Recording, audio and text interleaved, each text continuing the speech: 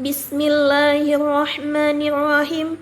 Assalamualaikum warahmatullahi wabarakatuh. Alhamdulillahi rabbil alamin. Wassalatu wassalamu ala asrafil anbiya'i wal mursalin wa ala alihi wa ashabihi ajma'in. Amma ba'du. Pertama-tama, marilah kita sampaikan puja dan puji syukur kita kehadirat Allah Subhanahu wa Ta'ala yang telah memberikan kita nikmat iman, nikmat kesehatan, sehingga kita masih dapat berkumpul di tempat ini. Salawat berangkaikan salam marilah kita sampaikan kepada baginda kita Nabi besar Muhammad sallallahu alaihi wasallam. Allahumma salli wa sallim wa barik alaihi. Semoga di yaumil mahsyar kelak kita mendapatkan syafaatnya. Amin amin ya rabbal alamin. Pada kesempatan kali ini izinkan saya untuk membawakan ceramah yang berjudul Merajut Ukhuwah Menjaga Akidah. Untuk merealisir dari perintah Allah Subhanahu wa Ta'ala dan memperbaiki hubungan persaudaraan ini, Rasulullah Shallallahu Alaihi Wasallam memberikan tips kepada kita. Dalam sebuah hadis yang diriwayatkan oleh Ibnu Umar, Rasulullah Shallallahu Alaihi Wasallam bersabda, orang Muslim bersaudara terhadap Muslim lainnya dan tidak menzoliminya dan menghinanya. Barang siapa yang melapangkan keperluan saudaranya, maka Allah akan memenuhi keperluannya. Barang siapa yang melapangkan urusan seseorang muslim, maka Allah akan melapangkan satu kesusahan di antara kesusahannya di hari kiamat. Dan barang siapa yang menutupi aib saudaranya, maka Allah akan menutupi aibnya di hari kiamat. Hadis riwayat Muslim. Kehidupan kaum muslimin akan sangat indah jika telah terwujud dan semangat membangun ukhuwah dan mendahulukan kepentingan saudaranya di atas kepentingan dirinya sendiri. Semua aktivitas kebaikan akan dilakukan tanpa pamrih duniawi. Mereka akan membangun persaudaraan atas semangat akidah Islam dan iman kepada Allah Subhanahu wa Ta'ala semata. Dengan mengabaikan hubungan darah kebangsaan dan sejenisnya, sungguh sangat indah bila dalam masyarakat muslim, bila sikap-sikap sombong, hasrat, dengki telah memudar dari hati mereka dan digantikan dengan sikap saling mencintai dan menyayangi sesama, serta menyukai apa yang disukai orang lain dengan arti kesamaan akidah dan keimanan kepada Allah Subhanahu wa Ta'ala. Hadirin wal hadirat rahimakumullah. Allah berfirman di dalam Quran surah Ali Imran ayat 103 yang bunyinya, Bismillahirrahmanirrahim. Wa'tasimu bihablillahi jami'an wa la tafarraqu. Dan berpegang teguhlah kalian pada tali agama Allah, agama Islam, dan janganlah kalian bercerai-berai.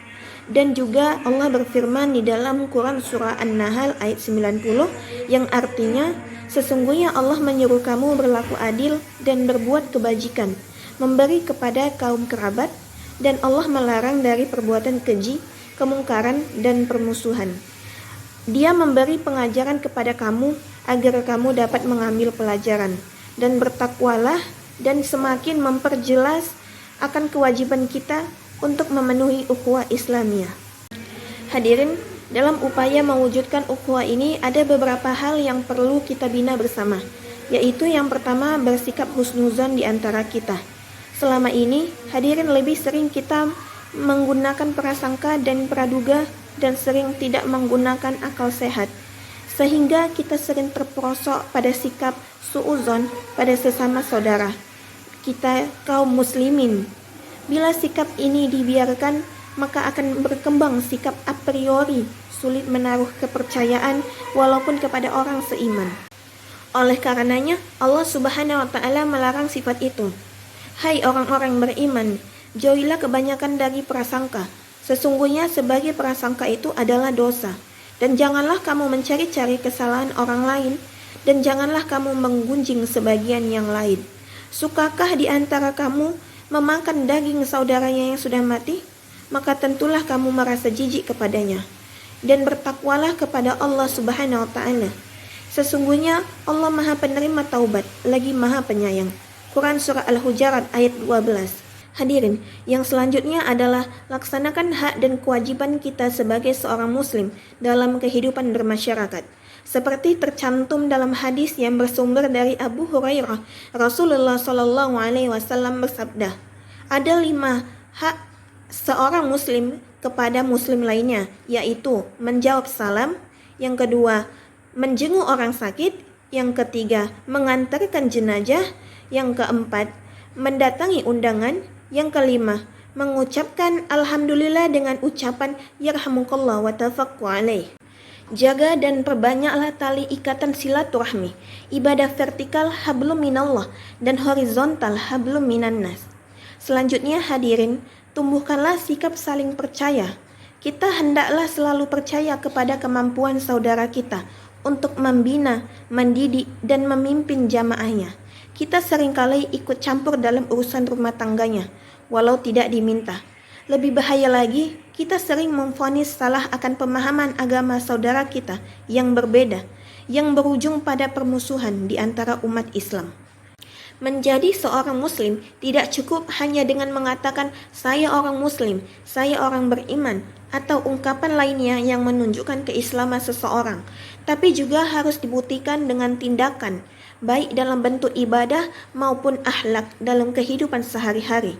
Sesungguhnya solatku, ibadahku, hidupku, dan matiku hanyalah untuk Allah, Tuhan semesta alam.